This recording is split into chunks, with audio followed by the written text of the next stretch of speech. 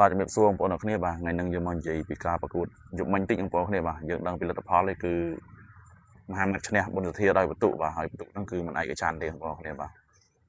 បើយើងនិយាយពីលោកគ្រូសេមន្ធានគឺបាទឈ្នះដៃគូបាទសិស្សគាត់ឈ្នះដៃគូគឺអត់ដែលដាច់ស្រេចទេបងប្អូនគ្នាបាទគឺមិនឯកច្ឆន្ទអញ្ចឹងធ្វើឲ្យ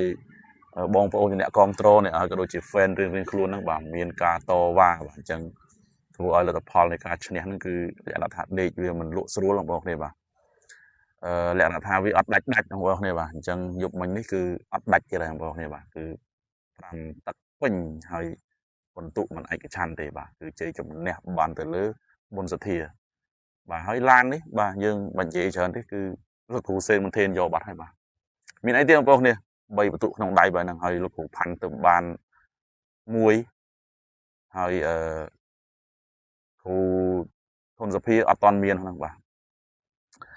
មើលលោកគ្រូផាន់បានពេជ្របន្សិតបាទលោកគ្រូផាន់បានពេជ្របន្សិត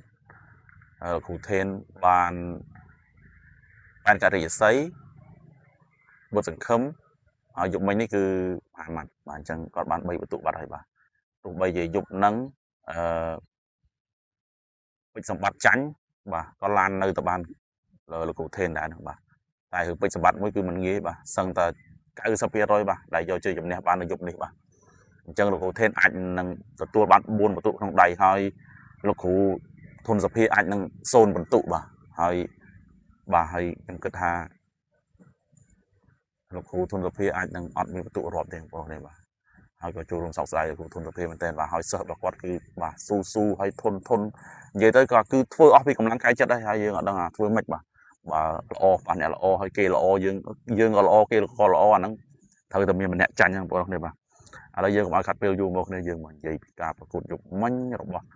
បុណ្យសទ្ធាជាមួយនឹងមហាម៉ាត់បាទថាតើបងប្អូនយើងគាត់មិនពេញចិត្តត្រង់កន្លែងណាខ្លះបាទបងប្អូនគ្នាសម្រាប់ខ្ញុំគូនេះគឺខ្ញុំអាចទទួលយកបានដោយសារតែខ្ញុំគិតថាយុគមិញនេះបុណ្យសទ្ធាដួលច្រើនហើយមហាម៉ាត់ចំហរឿងមាំល្អជាងហើយអាវុធវាយចេញលឿនជាងចំគោលដៅច្រើនជាងហើយបុណ្យសទ្ធាវើលហើយយឺតជាងបាទស្រាលជាងបាទកន្លែងហ្នឹងកន្លែងខ្ញុំគិតថាមហាម៉ាត់នឹងមានភាគរយឈ្នះបាទនៅក្នុងយុគមិញនេះបងប្អូនគ្នាបាទហើយបងប្អូនយល់យ៉ាងណាកុំភ្លេចចូលរួមខមមិននៅក្នុងវីដេអូអស់នេះបងប្អូនគ្នាហើយបងប្អូនយល់មកថ្មីបងប្អូនគ្នាបាទបងប្អូនសូមជួយចុច Subscribe Channel YouTube របស់ខ្ញុំបាទម្នាក់មួយផងបងប្អូនគ្នាដើម្បីទទួលបានវីដេអូថ្មីពាក់ព័ន្ធអំពីកីឡាប្រដាល់គុណខ្មែរយើងជាបន្តទៀតបងប្អូនគ្នាបាទយុគមិញនេះបងប្អូនគ្នាទឹកមួយខ្ញុំគិតថាបាទមានទៅមានមកបាទទឹកមួយតែខ្ញុំឲ្យ credit អ្នកដែលមានភាគរយឈ្នះនោះគឺបាទមហាម៉ាត់អ្នកឈ្នះទឹកមួយបាទដោយសារតែអាវុធចេញចូលលឿនម៉ាត់ចំគោលដៅពេញខ្លួនឯងបុណ្យសទ្ធាគាត់ចេញអត់តាន់ទេបាទបានតេះស្រាលបាទទឹក2ខ្ញុំគាត់ថា50-50បងប្អូនគ្នា50-50អញ្ចឹងបន្ទុកនាំមុខគឺមហាម៉ាត់បាត់ហើយបងប្អូនគ្នាហើយចំពោះទឹក3គឺបុណ្យសទ្ធាបាទទឹក3បុណ្យសទ្ធាចាប់ដាក់ជង្គង់ហើយខ្ញុំមើលឃើញថាមហាម៉ាត់រឿងអស់ស៊ូបងប្អូនគ្នាហើយក្នុងការប្រកួតហ្នឹងការប្រយុទ្ធមិញខ្ញុំគិតថាបើសិនជាមហាម៉ាត់គាត់នៅតែអស់ស៊ូអញ្ចឹងដែរខ្ញុំគិតថាទឹក4អាចរាប់បុណ្យសទ្ធាបាទដោយសារតែយើងឃើញទឹក3គឺបែរខ្នងបាទបែរខ្នងនិយាយទៅឡើងអស់ហើយតែវាអត់ដូចយើងគិតបងប្អូនគ្នាហើយយុគមិញខ្ញុំបានទៅមើលផ្ទាល់ហើយខ្ញុំគិតថាបើសិនជាទឹក4នេះបាទចូលឡើងវិញមហាម៉ាត់នៅតែអត់មានកម្លាំងអញ្ចឹងដែរខ្ញុំគិតថាអាចនឹងរាប់បុណ្យសទ្ធាតែវាអត់ដូចអ្វីដែលយើងគិតបងប្អូនគ្នាគឺចូលទឹក4ឡើងវិញគឺមហាម៉ាត់ផ្លាស់ប្ដូរទម្រង់ការប្រកួតបាទអញ្ចឹងយើងក៏ឃើញថាចំណុចវ័យឆ្លាតរបស់មហាម៉ាត់បាទពីមួយទឹកទៅមួយទឹកគឺផ្លាស់ប្ដូរទម្រង់នៃការប្រកួតរហូតបាទចូលទឹក4មកគឺមហាម៉ាត់លែងឲ្យបុណ្យសទ្ធាចាប់បានក៏ចាប់បានតិចដែរបងប្អូនគ្នាគឺគាត់ប្រើដរិចធ្វើស្ដាំលើក្រោមហើយទាត់ជើងក្រោមហើយគាត់ដោះខ្លួនមួយចាំវាយបុណ្យសទ្ធាចូលមកគឺម៉ាត់ពេញផ្ទៃមុខហ្មងបាទហើយយុគមិញនេះគឺបាទក្បាច់ពិសេសច្រើនមែនតើបាទមហាម៉ាត់ក៏មានកលាប់សក់ហើយបុណ្យសទ្ធាក៏មានកលាប់សក់ហើយនៅពីប្រើកែងច្រើនយុគមិញនេះបាទទឹក3បុណ្យសទ្ធាអ្នកឈ្នះបាទហើយចំណែកទឹក4 50-50ដូចគ្នាបងប្អូនគ្នាគឺមានទៅមានមកហើយបុណ្យសទ្ធាបែកដល់12កន្លែងចំណែកទឹក5បងប្អូនគ្នាទឹក5គឺមហាម៉ាត់ជាអ្នកឈ្នះបាទដោយសារតែទឹក5ខ្ញុំឃើញថាបុណ្យសទ្ធារៀងអស់វិញបាទបុណ្យសទ្ធាគាត់រៀងអស់វិញអញ្ចឹងមហាម៉ាត់បែកសុទ្ធយុគមិញនេះហើយណាមួយបុណ្យសទ្ធាគាត់ដួលច្រើនផងបងប្អូនគ្នាទឹក5ដួលហើយខ្ទង់5 6ដងហ្នឹងបាទចំហគាត់ជ្រាយពេកទឹក5ហើយគាត់អស់ផងបាទអញ្ចឹងខ្ញុំគិតថាកន្លែងហ្នឹងហើយដែលខ្ញុំគិតថាមហាម៉ាត់គាត់នឹងឈ្នះដាច់បាទនៅក្នុងការប្រកួតយុគមិញនេះតែបន្ទុកមិនដាច់ដូចខ្ញុំនិយាយទេបន្ទុកគឺមិនឯកច្ឆន្ទបងប្អូនគ្នា chẳng ông bố này đôi nhom giấy môn về nè tầng bìa toàn chụp này nè tầng bìa toàn chụp này và nhom giấy tầng bìa và hai chỉ mà tết muốn nhom cái thà cô ní mà hai mặt chỉ nè cho nè buồn được thiệt rồiรูปเรียงกายละออเจียงเขมรเจียงอาวุธเลือนเจียงเฮายมบานเลือกพอลท้าบาสันจิบุญเทียจังแสดงมหามัดคือบากุมโจลไวคือเรศาตำรงโชว์ไวมวยมวยจำอ้อยมหามัดโจลไวเว้นยืนจำกัดโยประตูอ้อยหนึ่งบอจะกงกัดจับใบจะกงvàนี่เว้ยได้ยมกึดองบอกเนี่ยแต่เว้ยได้ยังกึดคือบุญเทียกอดบานเธอเตกอดเธอตามลูกครูกอดประหัตถอมดาวบอกเนี่ยยังมีครูยังเธอตามครูบอกเนี่ย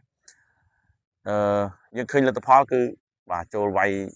มหามัดบานได้บ่าคือมหามัดกดกัดเลื่อนเหมือนกันให้อาวุธได้ละอสำหรับบุญเทียยุคมันนี่คือเมียนแต่จับจะจงกงให้นัง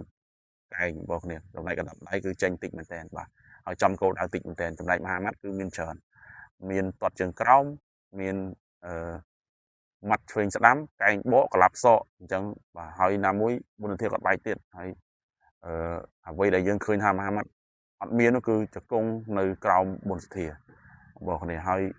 จำพวกคนยมตัวการประกวดนี่คือเอามหามัดชนิดบ่าสะสมสำหรับยมบอกเนี่ยบ่าเอามงคลยมเมียนจำกลับมาร้องแบบน่าบ่าก็พูดโจรวมของบนในกราววิโตบอกเนี่ยยังโจรลันเยมากูเตือนมั้งบอกเนี่ยคือกูทนเหมือนห้องปลาจมูกนังเป็นสมบัติในขนมเรือไตรนี่เด็กนี้บอกเนี่ยคือมองปลาจะมองเปิดกระต่อเติมบอกเนี่ยบ่าจำได้ทนไม่ห้องก็มีเพียรอยติดได้ของบอกน้อยบ่าขนมกาจมโลปลาจมูกนังเป็นสมบัตินี่บ่าไปซาตายเป็นสมบัติบ่ายังดังมีสมบัติเพียรบอกก็ได้บ่ายมบัดใหญ่เรียบร้อยไอเตี้ยเตี้ยก่อนหาหยกนี่ยมจังใหญ่ท่าบ่าสันใหญ่ไม่ห้องวัดพระโดตรงในกาประกุดบ่ากุมโดยจมูกนังสมบัติเรายืมปลาไปใจกระเตะประกุดยมกระถายังมีเพียรอยชเนี่ยเราตกมวยตกปียังชื่อยืมกุมโดยได้ไวตอดกัดไอ้บ้านเชิญแต่ไรช่วยสะดำให้ทอยมวยบ่ากุมบกโชว์ละเบโชว์ได้เป็นสมบัติ